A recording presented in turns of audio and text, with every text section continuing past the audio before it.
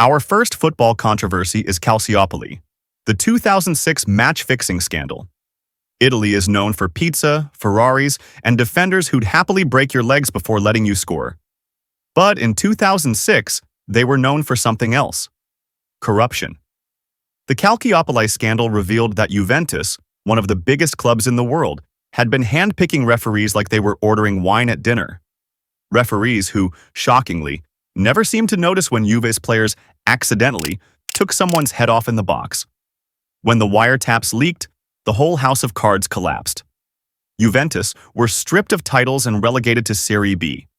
Legends like Buffon and Del Piero were suddenly playing away days against Mantova and Rimini. And the irony?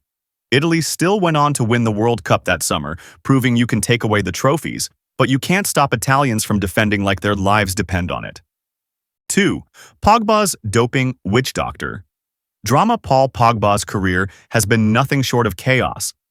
But 2023 took it to a new level. First, he was provisionally suspended for testing positive for testosterone. Then, reports emerged of bizarre personal drama. Accusations involving witch doctors, extortion plots, and even his own brother publicly turning on him. For Juventus and France, Pogba went from midfield star to public scandal overnight. The doping ban alone put his future in doubt, but the off-field circus pushed the story beyond football. Was Pogba a victim of betrayal or the architect of his own downfall? Either way, one of the game's most talented players became one of its most controversial. 3. Neymar's world record transfer to PSG. In 2017, the football world stopped. Neymar, Barcelona's golden boy, the heir to Messi, shocked everyone by leaving for Paris Saint-Germain. The fee? €222 million, more than double the previous transfer record. Suddenly, one player had reshaped the entire market. But it wasn't just about the money. Barcelona accused PSG of financial doping.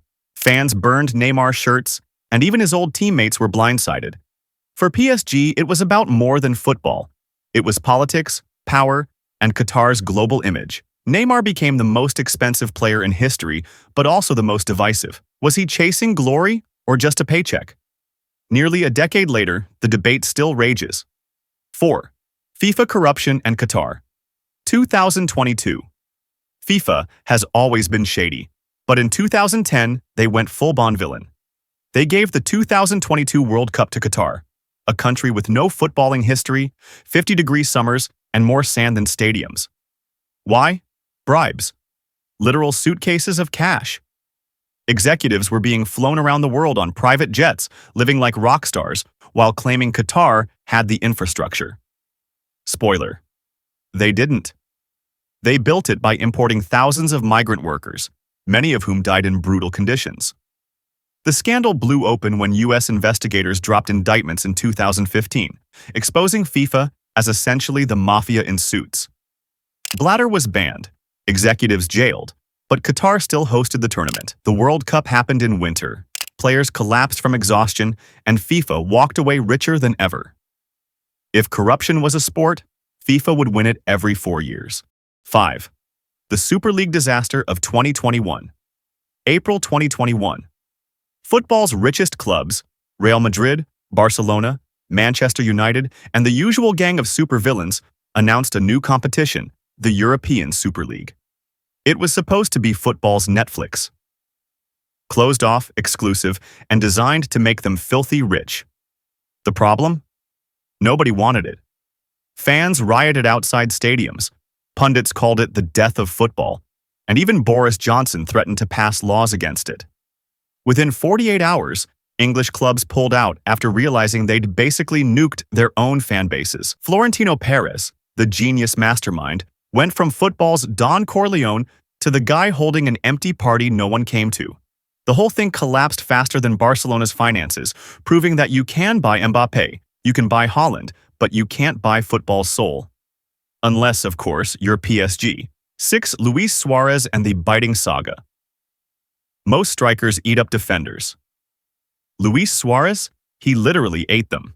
Over his career, the Uruguayan striker bit 3 separate opponents, turning him into football's answer to Mike Tyson. First, it was Otman Bakal in the Dutch league. Then Branislav Ivanovic in the Premier League, live on TV, with Ivanovic looking like he'd just been attacked by a feral raccoon.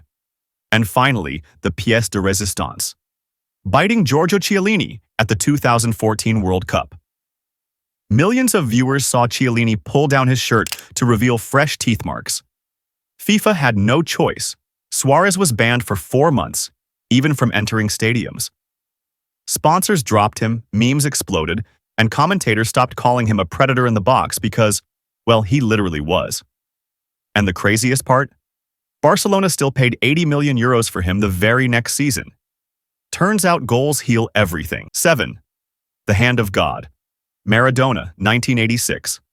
Argentina versus England. Quarterfinal of the World Cup, just 4 years after the Falklands War. Tensions were high, and then Maradona became a god. Literally. He jumped for a loose ball and punched it into the net. The referee somehow missed it, and the goal stood. The Hand of God, Maradona later called it, which was his way of saying, yeah, I cheated, but it was divine.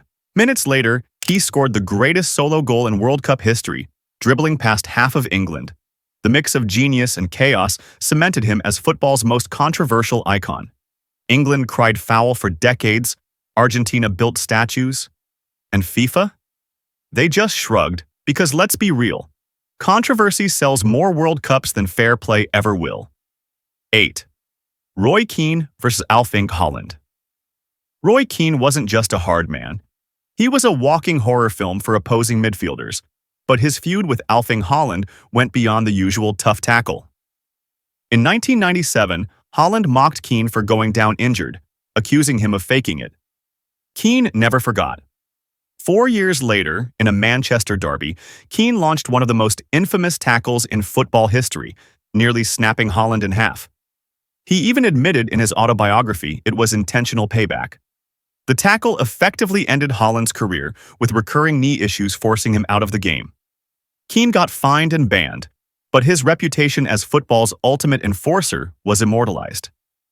Fast forward 2 decades, and Haaland's son Erling is smashing in goals across Europe. Poetic revenge served cold, one hat trick at a time.